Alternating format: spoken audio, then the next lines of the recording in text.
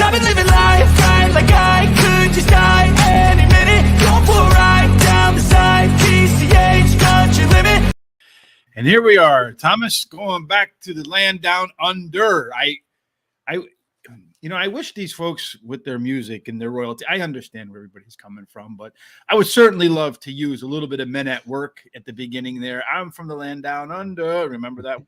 Oh, yeah. Sandwich, which was all the rage in the 80s. And so if anybody watching the show today from Australia knows the lead singer, Colin Hay, see if you can put us a good word in for us that we can maybe clip 20 seconds of it when we do the and Colin, if you're watching, just get back to us, man. DM us directly. You see the Instagram, the Facebook, and the Twitter handle right down there scrolling. Horse Race, the number 2 day. Give us the okay to use it, man. I'd love to use it. I think it would be the best open we could ever have when we do Australia. And we do a lot of Australia, so it would be appropriate. Why wouldn't we do a lot of Australia? We go to Japan.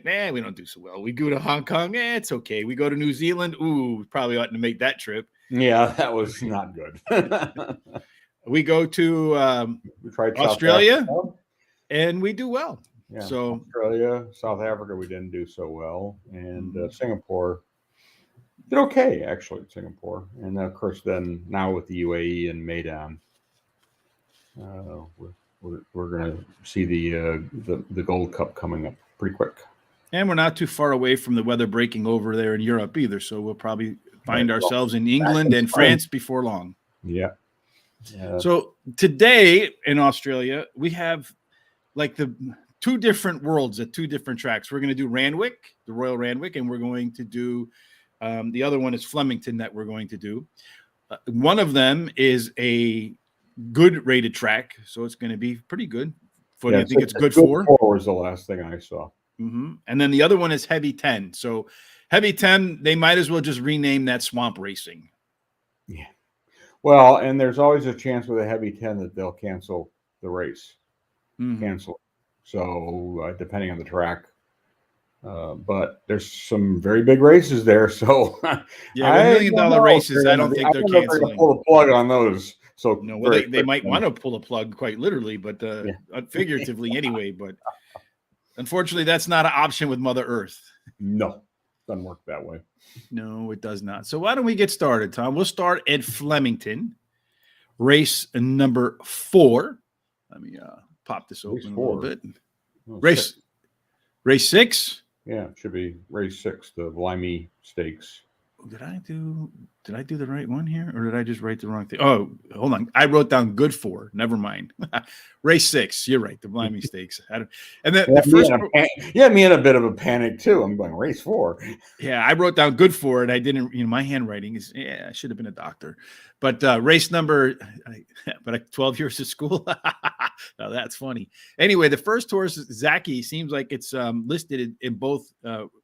Flemington and at Royal Randwick. Can't run at both. So I'd imagine it's going to run where the track is good, which is Flemington, but it is raining. So that might get downgraded itself. Yeah. Tough horse too. But I took number 5, Mr. Brightside, as my top choice. 10. So you're a Killers fan? Well, maybe. Are you familiar with the band The Killers? I know who they are. Yeah. It's one of their top songs, Mr. Brightside. Anyway, sorry to interrupt. Probably where it came from. 10 starts, 6 wins, 2 placings. It's only a listed winner, but it's 5 for 6 at this distance, which always bodes well. He ran in one group grade 1 or group 1 race, and he ran 4th for the most part. Ran 4th in the race, but he sat 5th for most of the race. So I'm thinking that's not so bad. And maybe a group 2 race was right up his alley. This, to me, he looks like he's maybe a distance specialist and a mile specialist. So got a great chance here to prove that, because number 1, Zaki, if he runs here, he's going to be the one to beat. No question. 30 starts, 10 wins, and 9 placings. Is that your second pick? Yeah. All right, I just want to make sure I'm on the right page and you're not just giving us some additional commentary. No, I'm definitely my second pick. 9 starts, 2 wins at this distance, and 3 placings. 3 times Group 1 winner at distances from 1,400 meters to 2,200 meters. So he's a pretty adaptable horse when you think about it. Mm-hmm. There's some question about the layoff, but he has won 3 times from 7 starts with the layoff thing. So we'll see. It's just a matter of whether he's going to start here or he's going to run the other. I think he's going to run here personally. I would think he would probably prefer the good track that might get downgraded to the to the crappy track that's going to.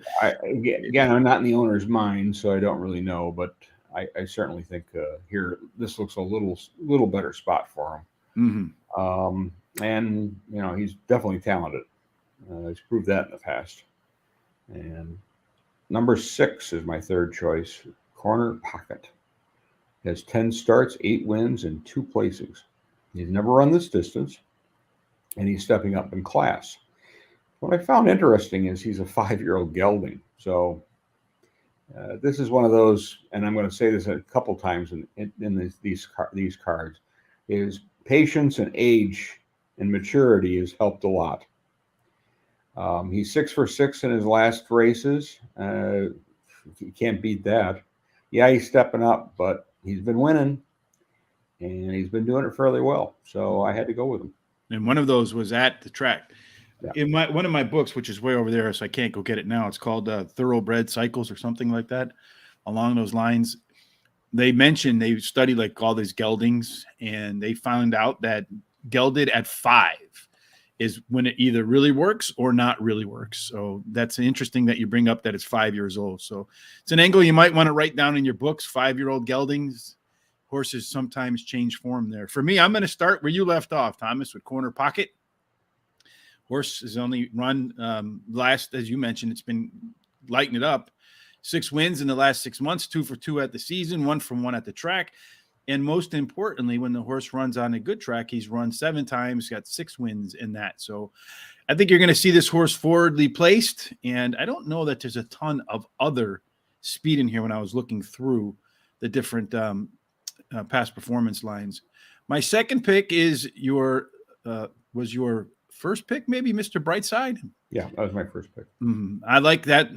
I like the Killers. Good song as well, Mr. Brightside. At the distance, the horse has tried it 6 times, managed to bring home those 5 times as a winner. Maybe if the track got downgraded a little bit from some rain to soft, I think it would actually benefit Mr. Brightside. 5 times on a soft track, 4 wins and a second. The number 1 horse is my third choice, Zaki, but I'm not sure where that horse is going to run. Zaki has been one that's been a strong performer as well, won 10 of 30 lifetime. On a good track, 8 of 24. So Zaki is definitely going to be one. And I think I agree with you, most likely to be the favorite. Right now, you see the odds are a little bit better than 2 to 1. But if the track I think that's generous, to be honest, based on its past performance. And then last time it ran at Randwick, it run fresh. So but in any case, I think if the track does get downgraded, I'd probably downgrade Zaki beyond my third choice. But, you got to try to beat those 2 to 1 times. Working with you on these Foreign Fridays has gotten me in the mode of trying to find something outside of the chalk to find its way into the winner's circle. And then I have a little bit of a price here. Well, no, this one's not a price. It was a price when I was looking at it earlier. But Inspirational Girl is my 4th pick. Yeah. This is another horse that's run very well at the distance 3 times. I managed to collect the first place check in all 3 of them. And then on a good track, 12 races, 8 wins, and 2 seconds. So that's a pretty solid record right there. Right. Well, and I thought she'd be the second choice based on the thing. But I just couldn't. I decided I like the other ones better than this one. It's reasonable. The next race we're going to click off to is race number 7. This one is, let me just get to the details on this one, Tom. Race number 7. Well, let me back up first. That first race, the Blarney Stakes, is going to be at 11:40 p.m. Eastern tonight. And that's going to be race 6 on the Flemington card. And I think, hold on a second, Tom. For those of you that do the tracks where they list them as A, B, C, or D along those lines, I think the Flemington track is just Flemington in Melbourne. But when we do Randwick, I think Randwick is, let me just make sure I know which one it is. Randwick will be Australia A tonight, which, you know, it confuses the hell out of you when they don't put the name of the track when you're looking at like TVG or Twin Spires or your betting account. Race number 7. I do that intentionally.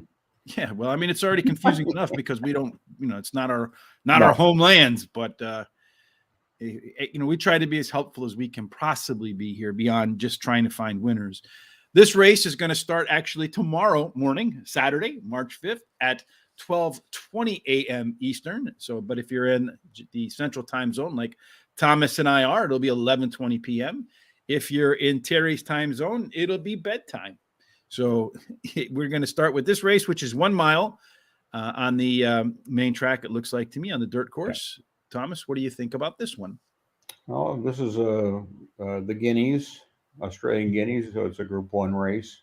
Oh, yeah, we forgot to talk about the prize here. Yeah, there's some decent money involved here, and this is a decent field, too, to go with it. Mm-hmm. $1 million.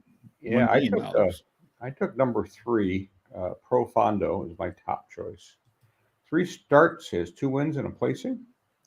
Never won at this distance, but is 1 for 1 in Group 1 races. His barrier preps, he ran a first, and it was at 1,175 meters, which I thought was a strange distance. But why not, right? Why not? You know, he's going to sit close to the lead on this race without question. And I think he's going to win by a length or 2 lengths. Pinstripe is my next choice. Or pinstriped, I should say. And that's number 9. 9. Thank you. 3 starts, 3 wins. No races at this distance, but he ran a nice win at 1,400 meters in his last race in a Group 3. He likes, so far, he's had all the track conditions. He's had good, soft, and heavy. And he's won all those races. Mm-hmm. You know, I look at him as he's going to maybe sit back a little farther than he has in the past in this race. And looking at because I found 4 speed horses in here when I did the forecasted charting for speed. Mm-hmm. So I think where he's going to lay is going to be a little back more than he's been, and I can see him easily placing without any problem here. And if he wins, that wouldn't be a huge surprise either to me. And, well, of course, my first 2 are very inexperienced. My next one has got 13 starts, and that's number 2, Captivent. Is 2 wins and 5 placings. Got 2 starts at this distance, and it has a win and a second.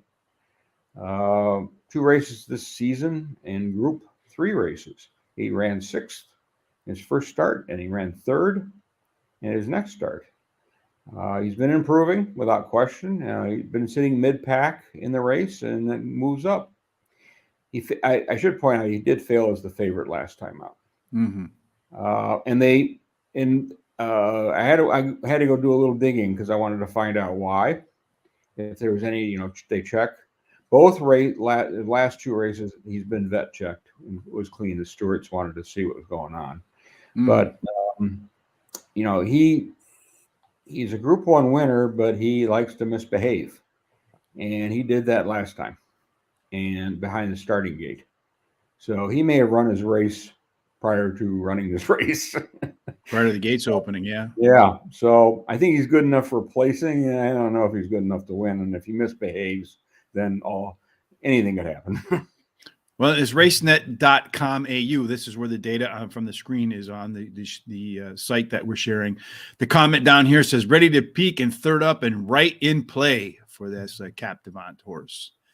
Well, I agree with you with these other 2 horses. They're in my 2nd and 3rd pick, but I'm going to go for a little bit of I hope this time is a long shot coming out of here. Last time I thought the 10 was a long shot, but I'm going to go, this one's a long shot, 14-1 with Passero.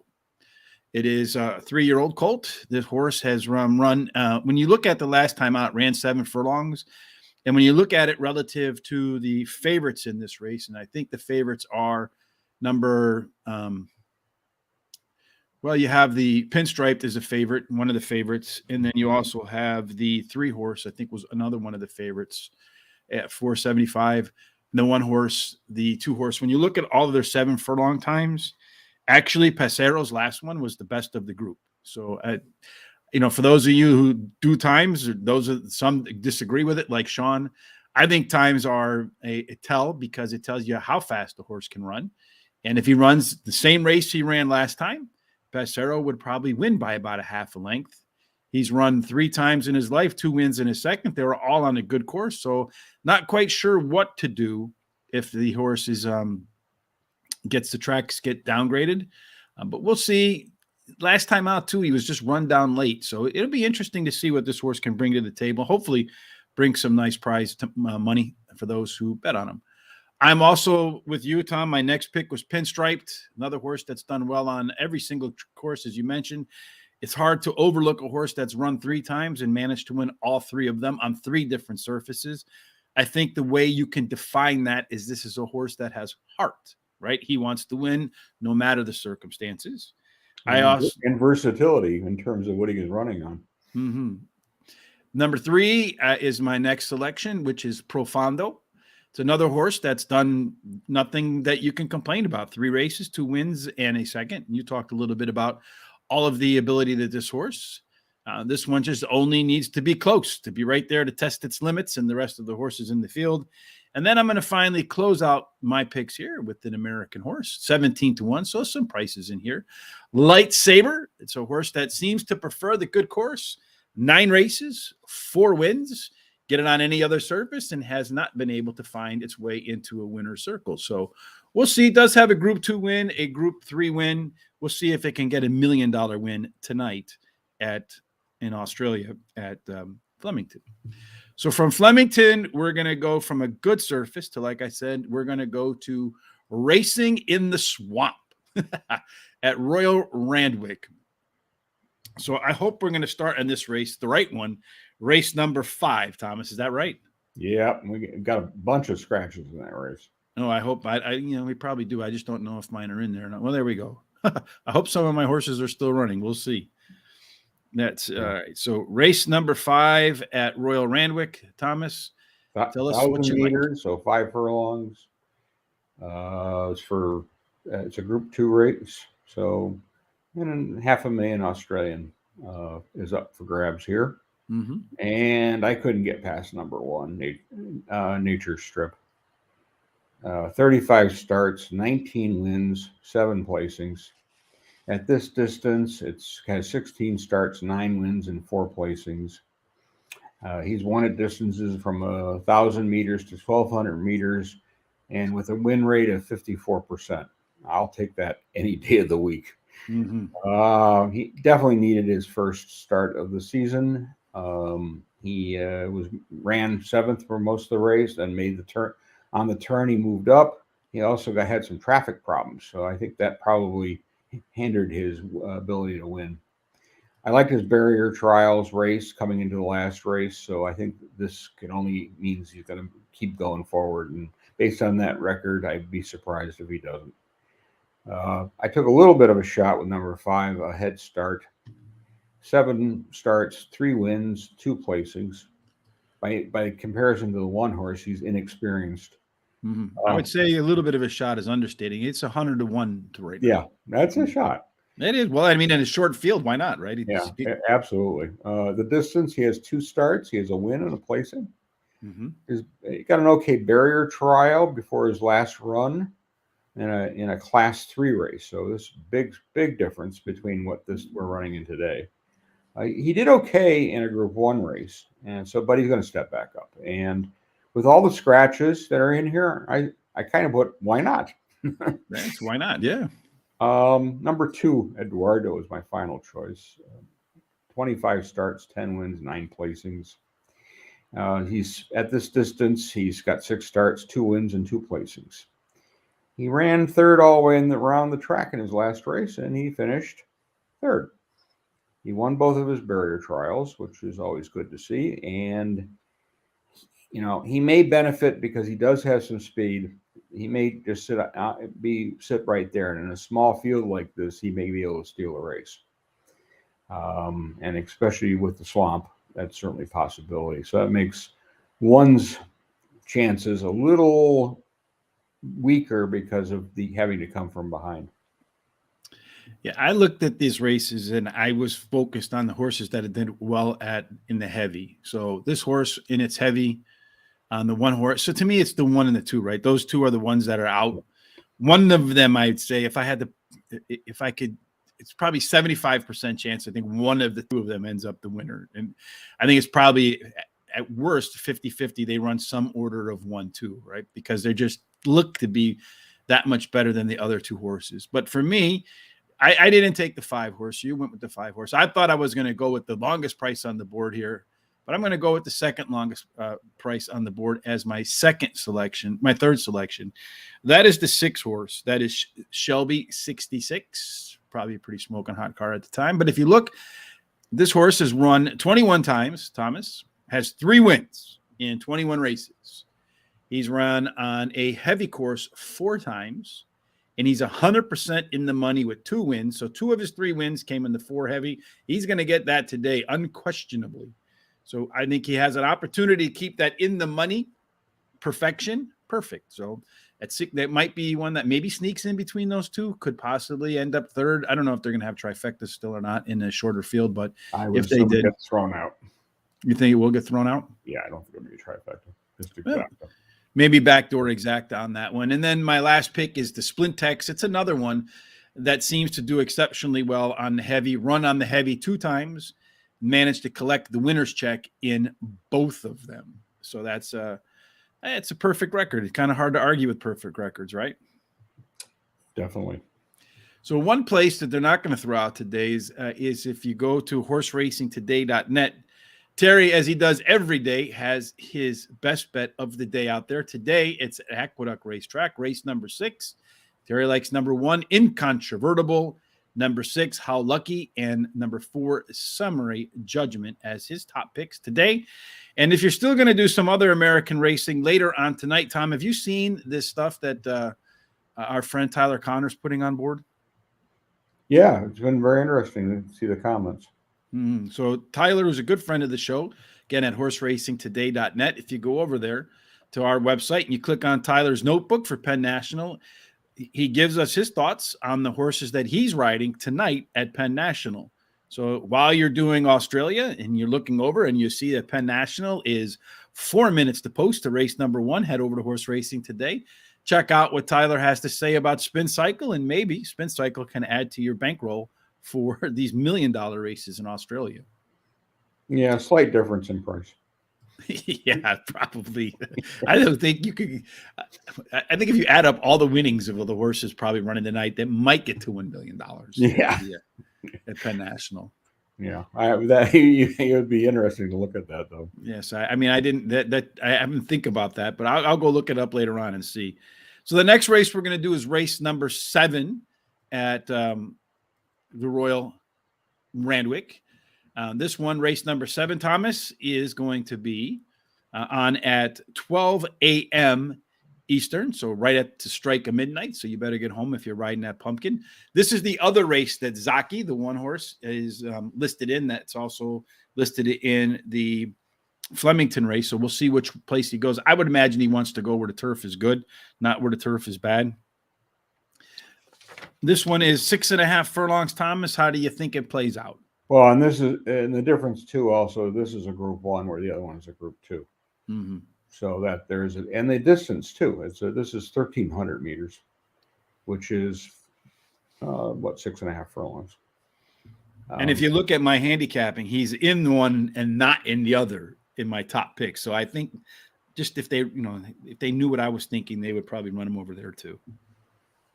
Well, I'm the same way, and I picked number 9, Forbidden Love, as my top choice.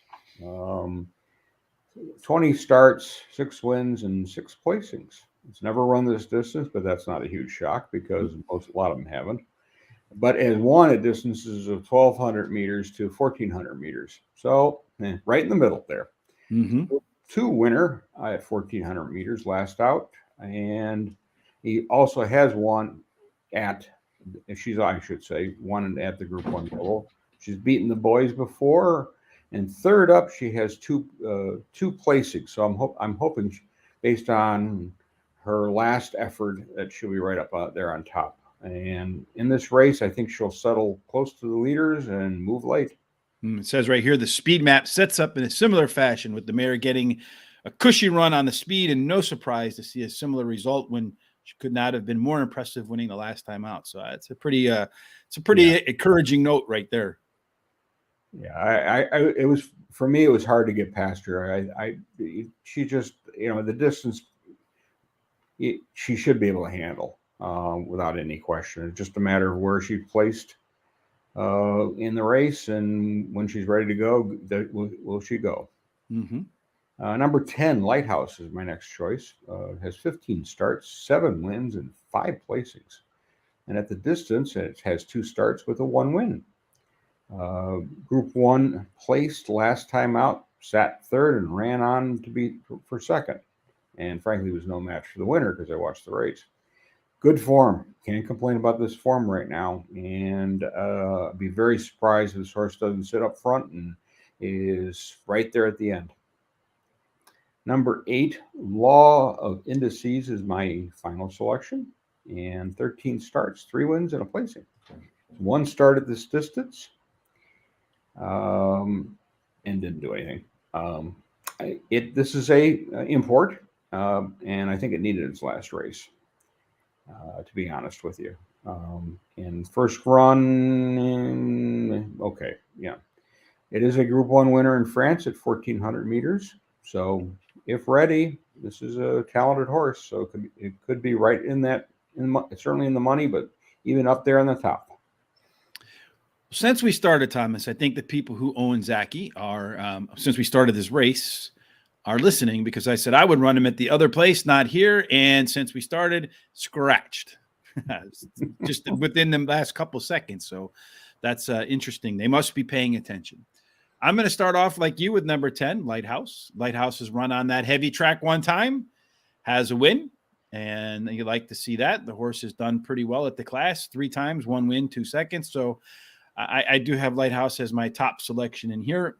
I also have number 9 as my second selection. It's another one, Forbidden Love, that's run really well on the heavy track. Horse has 6 career wins in 20 races. 3 of those wins come on a heavy track in 4 races. So I think this is a horse that prefers that surface. Number 3 is my third choice, Private Eye. Private Eye is another one that's run very well on the heavy course. And he's run well either on the good or heavy. Seems like the soft is kind of a toss-up for him. But on the heavy, 2 for 2. And then when you look at the Group 1, does have a win in there. So I expect this horse will be one that performs fairly well in the conditions. And then finally, I'm going to end it out with probably what this number pick is a dice roll at 26-1. Again, I'm focusing on horses that have done pretty well in the heavy. This horse ran on it 1 time, won. And when it's been wet, 4 out of 8. So the horse clearly doesn't mind running with the heavy footing. And we'll see if he can run to that 26-1, or maybe I think he'll run better than his 26-1 odds. And then we have our second $1 million race of the day, Thomas. I always love trying to pronounce that because, when here, it's Guinness, right? But I don't know. How do they pronounce it? Guineas. So this is a 1 mile race. Let's see some of the scratches in here. Right now, just number 5 and then number 6 are scratched. So that takes out my top pick. So I only got the 3 left now, Tom. Which ones do you got? I went with number 4, Coast Watch. My top choice has 12 starts, 3 wins, and 4 placings. Has 1 start at this distance and ran 4th. Last out, it was in a Group 2 race. It sat second for most of the race, moved at about 600 meter mark, and looked good. Used 2 barrier races to prepare for that race, and they were both nice efforts. He's placed in a Group 1 before, and I think with a little benefit of age, going from being this a restricted 3-year-old race, I think from 2 to 3. I really see this, based on the last race, I really see him stepping up right in this race and going to be very competitive. It's a tough race, though. Because it'll be interesting to see how he handles the heavy, because he's not. Yeah, he's never been on it before. So, but if he's improved, and he looks like he is improved, if he likes that surface, he could be very dangerous, and maybe get a little bit of a price. Well, 21 to 1 morning line. So you're going to get money. You're going to get a price there for sure. You like the soft turf, so you just a little bit wetter. You might like that too. Yeah. Number one, the favorite is my next choice, Anna Moore. 13 starts, 6 wins, 6 placings. He's 1 for 1 at this distance. He's raced twice this season, both in Group 1, 2 races. He ran third in his first start and won the next one. If he's going to win, he's going to be forwardly placed, and his running style will suit that just fine. And certainly it looks like in the forecasted speed map that I put up, he's right there. Can't beat his form right now, and I definitely think he's the one to beat. Sort of the odds makers. He's a little under 2 to 1 right now. Yeah, and like 8 to 5. Yeah, I took number 12, Sinba, as my final choice. 5 starts, has 3 wins and a placing. It's 2 races over this distance and won 1 and placed in 1. He is coming off 2 wins at lower levels, so he's definitely stepping up in his game. But again, I fall back on the improving 3-year-old going from 2 to 3. A little maturity never hurts any horse. And like my top pick, Coast Watch. It's same type of deal. They're not being aggressive with this horse. They put him in races where they had a chance and see how he would develop. And I think it worked. And I think he's good enough to get in the money here someplace. Well, for me, I had the 5 horse as my top pick. Unfortunately, it scratched. So my second pick ends up being my first pick, right? And that first pick is the favorite, unfortunately. That's number 1. That is NMO. The only question is it hasn't seen the heavy course yet. So it is on a soft course, 2 wins in 2 seconds and 4 tries. Horse does have some nice Group 1 record, right? It's been in 6 Group 1 races. It's finished in the money in every single one of them. Probably been the favorite in most of them too. So I expect this horse will be the favorite. And if you get 8 to 5 on it, that's probably really not that bad. And then again, I'd be doing very well with that. I would be very surprised to see 8 to 5. I mean, you can head to the bookie and get that price. You may want to take it. Yeah, if you can get those fixed odds, I'd probably take that too. And then a lot of these horses don't have any experience on the heavy track, so you just don't know how they're going to react. So I focused on the horses again that do have a little bit of experience in the swamp racing. And number 10, Warrior Eternal, has some experience in the swamp racing. He's run on the heavy track 2 times, has a win and a second. Career-wise, he's run 8 times, and he only has 2 wins and 2 seconds. So in a quarter of the work, he's got half of his results. That tells me the horse probably likes that sort of surface. And then closing out, because my other horse scratched, with number 9, Royal Zell.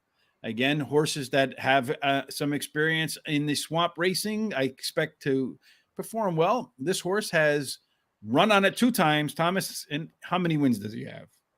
2. 2 for 2 on the swamp surface. So maybe he can come in at a nice price, 51 to 1 right now, Tom. And maybe when we come back next week, I can be 50 to 1 Royal Rich. You'd be royally lining your pockets if you pull that one off. Yeah, well, you never know. That's the name of the game. Well, you pull them off sometimes. So every now and then I'm due to pull one off. Hey, I want to say thanks to Mike Watkins and Rogers Kissoon for giving us the thumbs up over on Facebook, for liking the post, what they're seeing. If you like it like they do, please give us a thumbs up. Subscribe on YouTube if you have not already at Racing Radar TV. Follow us on Twitter. Follow us on Instagram and Facebook at Horse Race, today. But I have another challenge out there. You saw last night on our show, Tom, I don't know if you saw this afterwards, but we had jockey Ramon Vasquez on, the winner of the Rebel, with the Un Ojo, the horse that is now Ramon's favorite horse. After and unjustifiably so. Got a nice payday out of that one.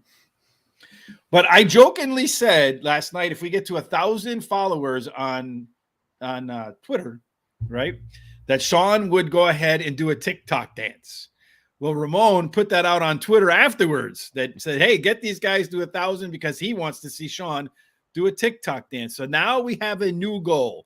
We need to get to 1,000 followers on Twitter. So if you haven't done it yet, please tell your friends to follow us. so we can get Sean to do a TikTok dance with flaming chainsaws.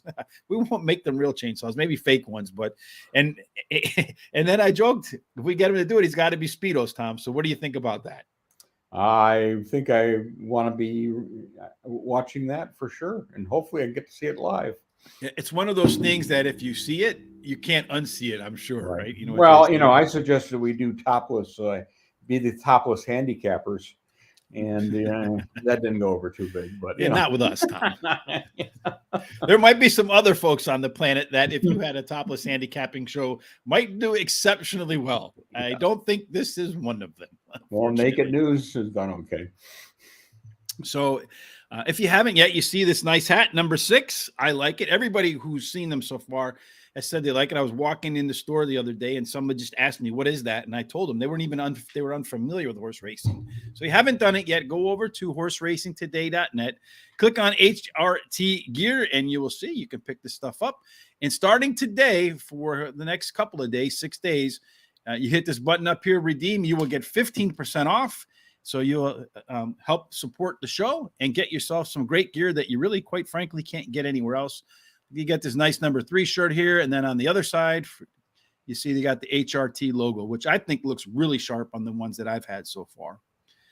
Tomorrow, Terry and I will be back to discuss the 4 races that are Kentucky Derby qualifiers. We'll be doing the Gotham at Aqueduct, the Fountain of Youth at Gulfstream Park, the Battaglia at Turfway Park, and the San Felipe at Santa Anita. Anyway, Thomas, any final thoughts before we get out of here with our Land Down Under racing? I enjoy tonight's racing from Australia. It looks like it's going to be a nice card. It'll be nice in it'll be nice at the race at Flemington, Randwick. Flemington, yes. God knows what will happen. It'll be fun just to watch them slopping around out there like little kids when they see a mud puddle, right? Oh yeah. All right, Thomas. Well, as always, it's been an enjoyable Friday morning with you for Friday night racing at Australia. Like I said, we've done well there. If you like what you saw again today, please let us know with the thumbs up and the subscriptions on all of our social sites. And quite frankly, tell your friends about us. We'd appreciate it if you help us grow. That's it for today. We'll see you tomorrow for the Kentucky Derby prep races. Until then, Thomas, we hope that your day, your Friday, your Saturday, and your Sunday, as well as all of your picks, end up in J. Marco's winner's circle, of course. Absolutely. Thank you for joining us today, and have a great day.